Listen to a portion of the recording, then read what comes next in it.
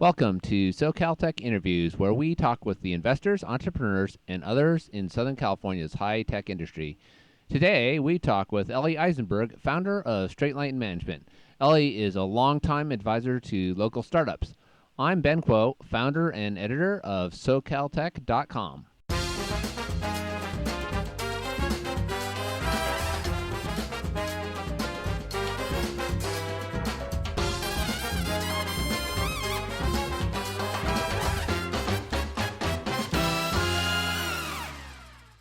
Well, my name is Eli Eisenberg.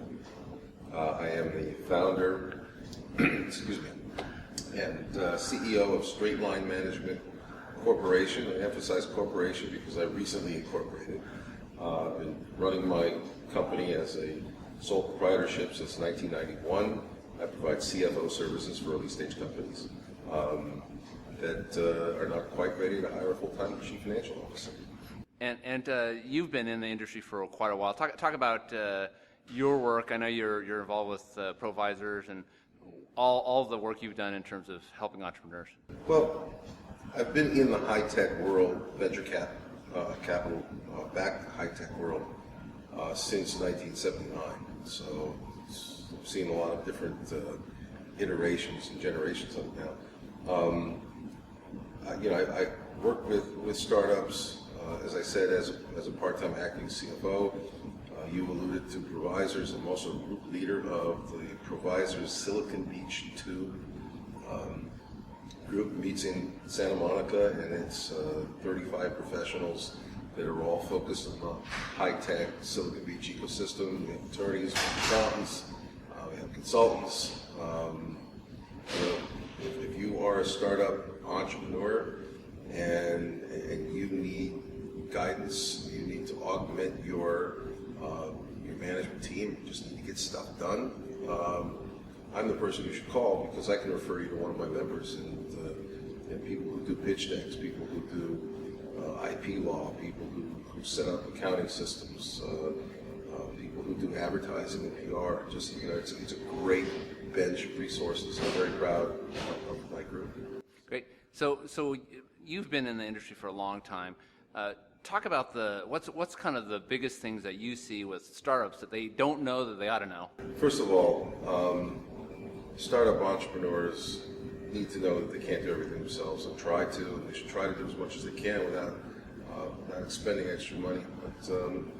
But they really need to know that outsourcing a lot of administrative, marketing, and accounting, and sometimes operations, HR, is a good way to build a virtual team, without making the investment in full-time people. It also gives you flexibility. To kind of pivot that answer a little bit, another thing that a lot of entrepreneurs really don't know or understand is how to communicate to investors. They need to understand that investors are as concerned, or maybe even more concerned, about the people and the execution plan and their ability to execute than they are about features, functions, and what their product is. The art of doing a pitch deck, for example. Most entrepreneurs, if left to their own devices, will get it wrong. I often see financial models from clients or prospective clients or people that I'm mentoring, like here at Up 101 or in Seattle. They're so flawed. And I tell entrepreneurs all the time, you're putting together a financial forecast, you're forecasting revenue, but guess what? You can't forecast revenues. The only thing you can forecast is what you plan to do. So don't start with the size of the market. Don't start with what you're guessing you're going to get in terms of customers. You've got to take a step back and start with, what are you going to do to drive revenues? How many people are you going to hire? How much money are you going to spend on advertising, on exhibitions, on trade shows, on social media, marketing, et cetera, et cetera? And let's start with this execution plan and marketing budget, and then put into that some reasonable cause and effect formulas, so that, if I had an interesting conversation this morning with a client And we went through this process. He said, well, it takes about 30 days to, for a salesperson to get up to speed. He said, so you need to build those 30 days into your financial model. When an investor's looking at a company, what is it they're looking for in the team? Well, the first thing I think they're looking for in the team is experience and successes. I tell people all the time, when you put together their pitch deck, you can show me a pitch deck of a management team that has PhDs and MBAs and what have you, but accomplishments trump degrees. If you have someone on your team who's had a successful exit or two, or has been involved with companies that have succeeded, I believe that that's more important, more valuable than just their educational knowledge. Investors want transparency. Be honest. Be open. Don't be afraid to talk about your weaknesses and what your plan is to cover those weaknesses.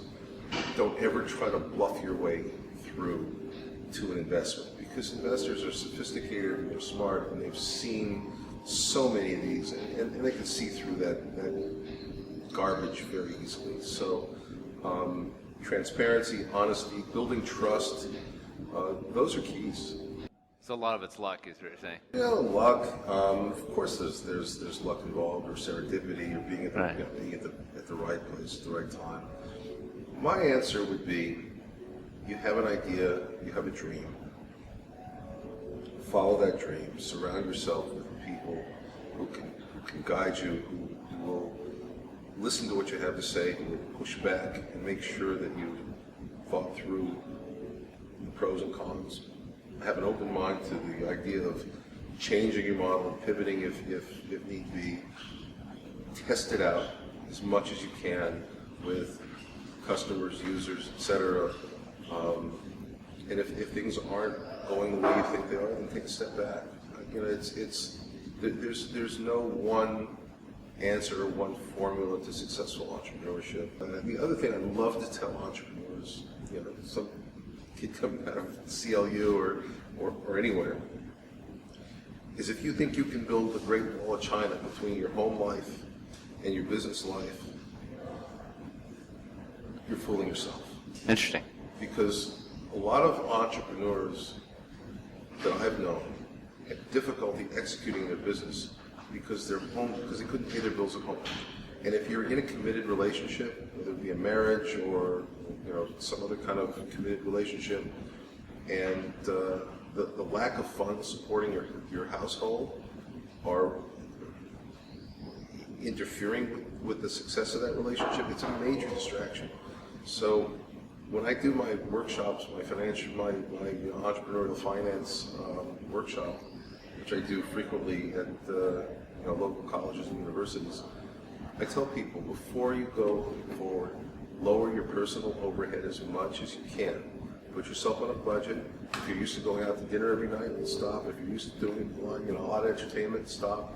The less money you need at home, the less money you need to draw out of your business, and the less that is going to be a distraction, because entrepreneurship is a 50, 60, 70, 80, 90 hour a week commitment sometimes, and the more you need to take care of at home, the less time and focus you have for your business. It's very, very important.